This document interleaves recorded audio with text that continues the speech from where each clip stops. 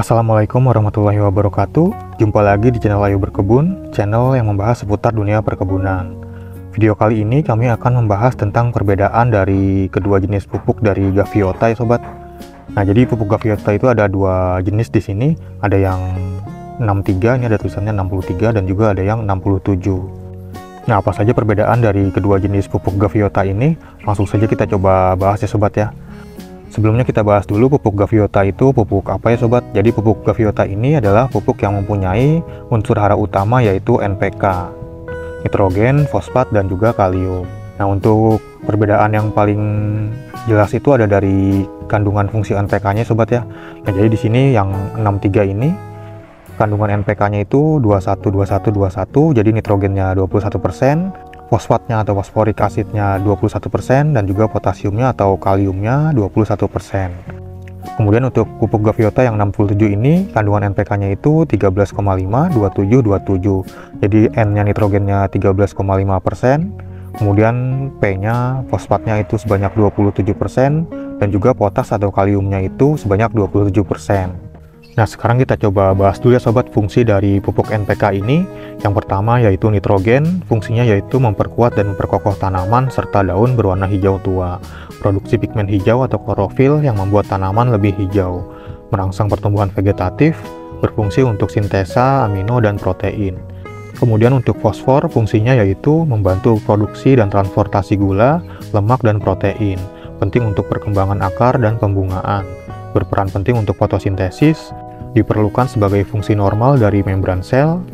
Kemudian fungsi kalium yaitu meningkatkan kualitas panen, lebih manis, lebih besar, dan lebih mengkilat, meningkatkan transportasi fotosintesis pada tanaman, meningkatkan daya tahan terhadap hama dan penyakit, mengatur status air, dan meningkatkan toleransi terhadap stres kekeringan, memperkuat dan memperkokoh tanaman, meningkatkan pertumbuhan akar tanaman. Nah, jadi itu dia fungsi dari NPK seperti nitrogen, fosfor, dan kalium. Jadi jika ada yang lebih tinggi kandungannya, berarti yang itu yang lebih dipacu pertumbuhannya. Jadi misalnya nitrogennya lebih tinggi, jadi fungsi dari nitrogen itu yang sudah dijelaskan tadi itu yang lebih dipacu ya sobat. Sedangkan jika kandungan fosfornya yang lebih tinggi, berarti fungsi dari fosfor itu yang lebih dipacu. Begitu juga dengan kalium ya sobat ya. Jika kaliumnya yang lebih tinggi kandungannya, berarti fungsi dari unsur hara kalium itu yang lebih dipacu. Nah, jadi untuk pupuk Gaviota yang 63 ini, kandungan NPK-nya itu seimbang ya sobat ya, 21. Jadi untuk Gaviota yang 63 ini tidak ada yang lebih dipacu untuk pertumbuhannya. Jadi untuk yang Gaviota 63 ini lebih cocok itu untuk fase vegetatif atau fase pertumbuhan ya sobat. Sedangkan untuk pupuk Gaviota yang 67 ini kandungan P dan K-nya itu lebih tinggi. Di sini bisa sobat lihat yaitu 27% masing-masing. Jadi untuk Gaviota yang 67 ini lebih cocok digunakan untuk fase generatif atau fase pembungaan atau pembuahan. Nah, biasanya untuk tanaman bunga itu seperti anggrek, seperti mawar, dan yang lainnya itu. Untuk pupuk Gaviota yang 67 ini biasanya digunakan untuk merangsang pembungaan ya sobat ya, supaya bunganya itu cepat keluar. Nah, sekarang kita lihat dulu kemasan di balik belakangnya ini sobat. Nah, jadi selain mengandung unsur hara NPK, pupuk Gaviota ini juga mengandung unsur hara mikro yang lainnya. Di sini ada boronnya sebanyak 0,01%, ada molybdenumnya sebanyak 0,01%, magnesiumnya 0,020%, mangannya 0,01%, ada Fe atau besinya 0,02%, kemudian ada Cu atau tembaga 0,01%, ada zinknya 0,01%, serta dilengkapi dengan vitamin B1 sebanyak 0,00055%. Nah, jadi kenapa kandungan unsur hara mikronya itu sedikit ya sobatnya di sini? Karena unsur hara mikro itu adalah unsur hara yang dibutuhkan oleh tanaman tapi dalam jumlah yang sedikit. Nah, jadi tidak heran jika kandungannya itu sedikit di sini. Dan untuk yang Gaviota 63 dan 67 ini kandungan unsur hara mikronya itu sama ya sobat ya. Bisa sobat lihat di sini kandungannya itu sama. Nah, sekarang kita lihat dosisnya sobat ya di sini. Nah, di sini untuk tanaman hias ada anggrek, ada anthurium, dan tanaman berbunga yang lainnya. Dosisnya itu 1 sendok makan per galon atau 3 pon per 100 galon. Nah, jadi maksud galon di sini bukan galon air mineral ya sobat ya. Air mineral yang biasa digunakan untuk minum itu bukan galon itu. Jadi untuk takaran galon itu bisa sobat lihat di sini. Nah, jadi 1 galon itu ukurannya itu sebanyak 3,78 liter. Nah, jadi untuk 1 sendok makan itu untuk 1 galon atau 3,78 liter. Atau anggap aja 4 liter ya sobat ya, digenepin supaya gampang ngitungnya. Jadi 1 sendok makan itu untuk 4 liter air, sedangkan setengah sendok makan itu untuk 2 liter air. Kemudian untuk 1 liter air berarti bisa menggunakan 1/4 sendok makan. Nah, untuk intervalnya atau penyemprotannya itu 10 hari sekali ya sobat ya. Di sini juga sama untuk pupuk yang 67 ini, Gaviota 67 ini, sama antara 63 dan 67 itu dosisnya untuk tanaman hias. Dan di sini ada keterangannya jangan disemprotkan untuk tanaman fern. Jadi fern di sini itu maksudnya adalah tanaman pakis ya sobat ya. Jadi jangan disemprotkan untuk tanaman pakis. Nah, kemudian untuk tanaman rumah dalam pot, sobat bisa menggunakan dosis 1 sendok per liter. Jadi di sini tidak ada keterangannya 1 sendok makan ya sobat ya. Jadi kemungkinan itu 1 sendok teh. Karena 1 sendok makan per liter itu kayaknya terlalu pekat untuk larutannya itu.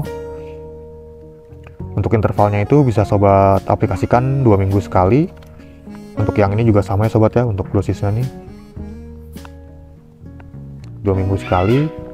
Nah, kemudian untuk tanaman sayuran dosisnya 3-5 pon per 100 galon, atau sama aja sobat ya seperti yang di atas, 3 pon per 100 galon.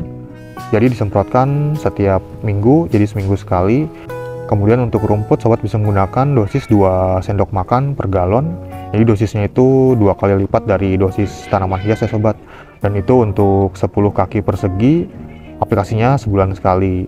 Kemudian untuk dosis yang lebih besar 5 pon per 100 galon. Untuk kapasitas 1000 kaki persegi, aplikasinya juga sama setiap bulan sekali.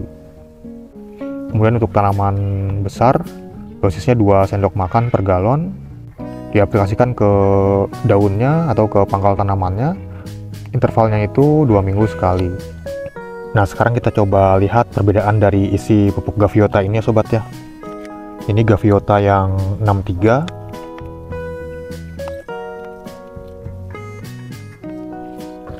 Ini warnanya putih agak hijau sedikit ya sobat ya. Hijau sangat tipis warna hijaunya. Dan dia berbentuk serbuk atau kristal seperti ini. Dan ini Gaviota yang 67.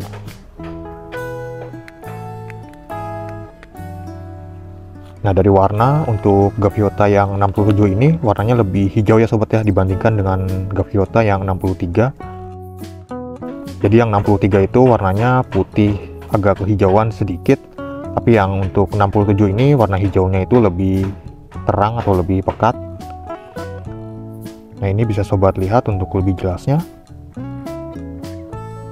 Untuk bentuknya itu sama-sama serbuk ya sobat atau kristal, cuman warnanya aja yang agak sedikit berbeda. Dan ini sangat mudah larut dalam air ya sobat ya. Nah, sekarang kita coba praktekkan bagaimana cara pengaplikasiannya sobat ya. Nah, di sini ada sprayer 1 liter air kapasitasnya. Jadi kita bisa menggunakan dosis itu sekitar 1/4 sendok makan ya sobat ya. Nah, anggap aja segini 1/4 sendok makan, atau kalau dihitung-hitung itu sekitar 3,5 gram per liter air ya sobat.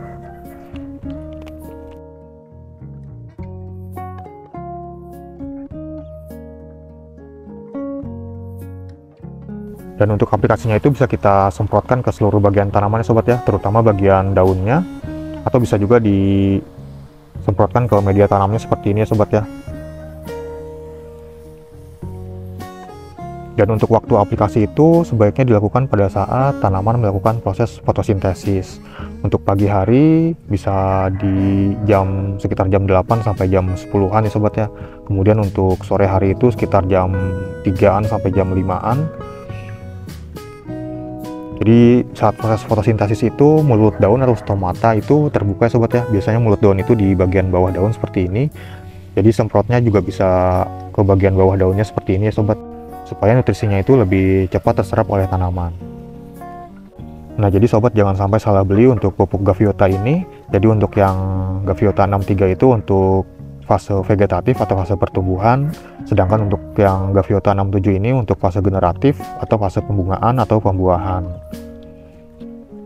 Nah, jika di antara sobat ada yang sedang mencari pupuk untuk tanaman sobat, baik untuk fase vegetatif ataupun generatif, mungkin bisa menggunakan pupuk Gaviota ini sobat ya. Mungkin sobat bisa membelinya di toko-toko pertanian terdekat, sudah banyak juga yang menjualnya, atau sobat juga bisa membelinya di toko-toko online seperti Tokopedia, Bukalapak, Shopee, atau yang lainnya. Atau sobat juga bisa langsung mengunjungi link yang ada di deskripsi video ini ya sobat. Nanti akan kami lampirkan linknya. Nah, mungkin sekian dulu untuk video kali ini. Terima kasih sudah menonton, sampai jumpa di video-video yang lainnya. Wassalamualaikum warahmatullahi wabarakatuh.